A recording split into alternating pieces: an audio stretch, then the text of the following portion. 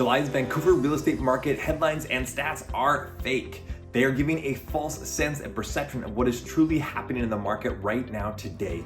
And the biggest headline that they're using towards that is that residential sales are up 30% year over year, meaning that from July of last year to July of this year, sales are up 30%. Now, while that is true, we need to put that into context, and it's a part of what I'm gonna be going through in today's video to give you a true understanding of what is actually happening out there. So make sure to watch through to the end of this video.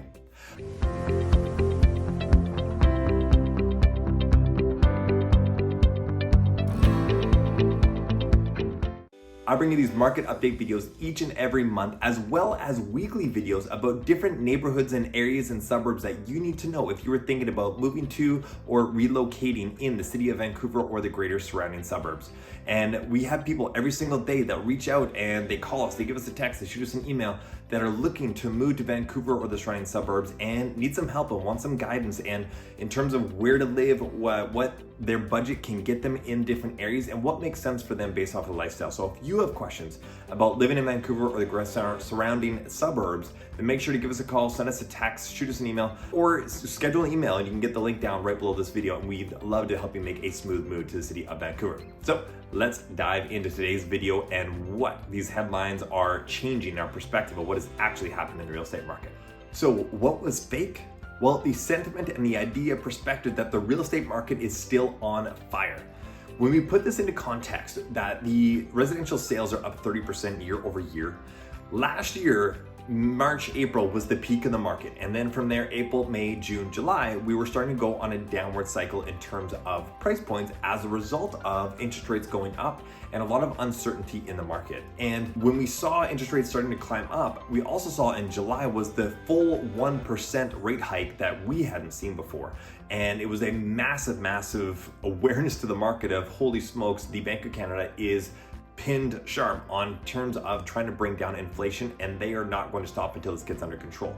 And so there was a lot of uncertainty in the market, which really drove down sales during that month and in the months surrounding it. So when we see those numbers of a 30% increase in sales year over year, keep in mind that that is off of a massive low when people were not willing to get into the market because they were very unsure about what was happening and what was going to happen in the coming months. Even though those sales are 30% year over year, we're actually at 15.6% below the 10-year average for the number of sales. So we're actually well below what is normal for the real estate market. And we actually saw inventory for the first time in July cross over 10,000. And that was months in a row of not seeing units available for sale above 10,000. We actually hit a record of 6 months in a row being below 9,000 and not hitting 9,000. So we are seeing inventory starting to come up, but it's creeping up and nowhere near what we need it to be able to get prices back into an affordable space. And in terms of our inventory, we're still 14.4% below the 10-year average as well. So again,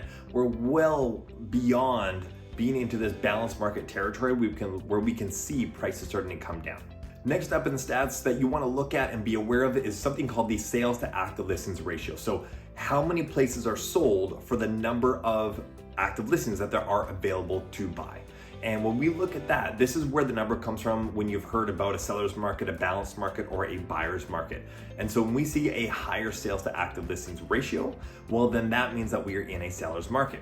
And so anything above 20%. Now, when you break it down, that just means a minimum of 2 out of every 10 homes that are listed for sale are sold. And it doesn't seem like that much, but anything over 20%, anything over 2 out of 10, that is considered a seller's market. And right now, we are officially, we still have been in a seller's market for townhouses and condos. Townhouses are sitting at 32% and condos are sitting at 30.6% in a seller's market. Now, the thing that has shifted in June, detached single family homes were sitting at 20 point something percent or 21%. Now they are officially in balanced market territory, sitting at 16.5%. So that means when we are in a balanced market, there is more power on the buyer side to be able to get the terms, to not have to compete nearly as much, and to also be able to negotiate a stronger price and more favorable subjects and terms within the contract itself and the offer for you. So if you are in the market, if you do have the capital available to be able to jump into the detached home market, well, then you definitely want to be able to start looking right now. Even though interest rates are high, It looks like there may possibly be some changes over the course of the next year, but you're also getting more negotiating power right now, which means you can probably get a better price that you wouldn't necessarily be able to get at other times right now. So that is definitely a market to be able to look at if you have the capital for that. Otherwise, if you're looking at townhomes and condos, there's still lots of competition out there. And it looks, as we head into the month of September, that is typically kind of mid-late September is where we start to jump into the second peak of the year in terms of real estate, where we are hoping and expecting more inventory to come into the market. The other thing that happens though is more buyers come into the market. A lot of people have taken time off during the summer, they've traveled, they've relaxed, the kids have been out of school, so there's been more emphasis in terms of trying to get them coordinated and busy. And once the school year starts and we kind of get back in routine, that's when the market picks up again. And so while more listings should be coming, we're also going to expect more buyers, which means more competition for those more new listings that are coming out. So we still don't have a lot of amazing product on the market right now. A lot of listings that we have that are sitting there, they're just old product. They're not great product, and it's not a lot of product that a lot of people want to see or buy. So we're in the situation where we still need more inventory, but that new inventory that is good, that is coming on, is still getting multiple offers. And just last week, I was in a 5-way multiple offer for a condo downtown, 1 bed. And that's just the nature. If it is priced right, and even though it still needed some renovations on the inside, we were still in a 5-way multiple offer and expecting a special levy to come up within the next year. So that competitive market is still there. So just be aware of it's going to ensue for a while, because our immigration numbers have been up through the roof and have broken records across the board, and we just don't have enough homes. And it was an article just came out in the Daily Hive the other week ago, and they were saying that we're going to be, within the next 2 years, we're going to be 500,000 homes short for what we need to do the numbers of immigration coming in the country. And I think we're 500,000 short right now today, let alone in 2 years. And last year, the CMHC is quoted as saying that we're going to be short 3.5 million homes in the coming years. And so we are in a massive, massive shortage of homes for the number of people that we're bringing in. Like, we don't have enough right now today, let alone for the number of people that are coming in, which means that rental rates are going to stay high because there's massive demand for it, and that it's still going to be competitive, and housing is probably not going to get any more affordable because housing starts have slowed down as well. It's more expensive to build, it's more expensive to be able to just have holding costs, it's more expensive for labor. And so it doesn't look like home prices are going to be coming down anytime soon, particularly in the Greater Vancouver area. Here's a couple other numbers to throw at you with respect to rentals. So Rental.ca recently published some new numbers, and we actually hit a record in June in terms of the rental rates. And they saw a new record high across the whole country of Canada, and sitting in at $2,042 a month for the average rent across the board. Now that is inclusive of all rental units, from studios to a 3-bedroom house. But that has basically increased by about 20%. So a massive, massive increase just over the last year. 2 years. 2 years that they've increased about 20% over that time frame. Vancouver has topped the list across Canada in terms of the most expensive rents.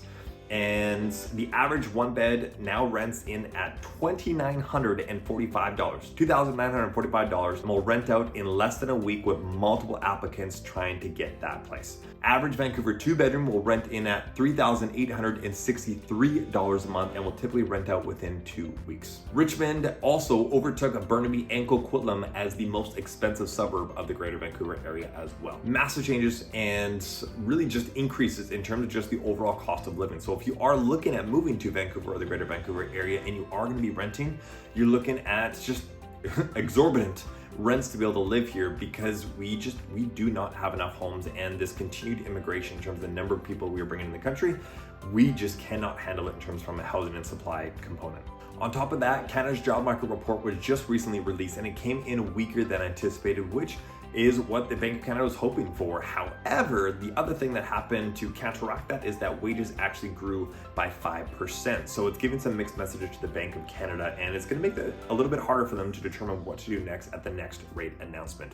And most of those job losses, so there were several job losses that occurred over the last month as well, and most of the job losses were in construction. And not uncommon, because being in real estate, we have seen so many projects and developers pull back because of interest rates and the holding costs and the cost of labor and materials. And it just doesn't make sense to be able to move projects forward when the costs are this high for many of them, unless they have a massive amount of capital to be able to draw from. So that's not unexpected in terms of what is happening out there right now. So there's some mixed messages out there in terms of what the Bank of Canada is going to do on September 6th, the next announcement. My hope and my gut feeling is that they are going to hold, and that is the fingers crossed aspect. And there's also some economists that are stating over the next year, the Bank of Canada is going to start potentially reducing those rates, because it looks like we are starting to move into a bit more of more signs looming of an actual recession being around the corner here. So we are going to see that next rate announcement is probably going to dictate what's going to happen a little bit more in terms of the real estate market in the fall. So stay tuned in early September to be able to see what that looks like. But right now, prices went up in July as well. So they dipped in June slightly for the first time since January, and then they went up again in July. So we are staying pretty steady, pretty strong in terms of overall prices across the board. And to be honest, I do see that continuing throughout the fall, because a lot of people take a lot of people take the summer off, and then September, October is that next peak in terms of real estate activity for the year. So stay tuned, and more interesting things to come. If you have any questions about the real estate market, Greater Vancouver real estate market, please let me know. Give me a call, shoot me a text, send me an email, or book a call right down below this video through Zoom. And I'd love to be able to get face-to-face and learn a little bit more about your situation and what makes sense for you based off of this current market and what your goals are in the future for real estate.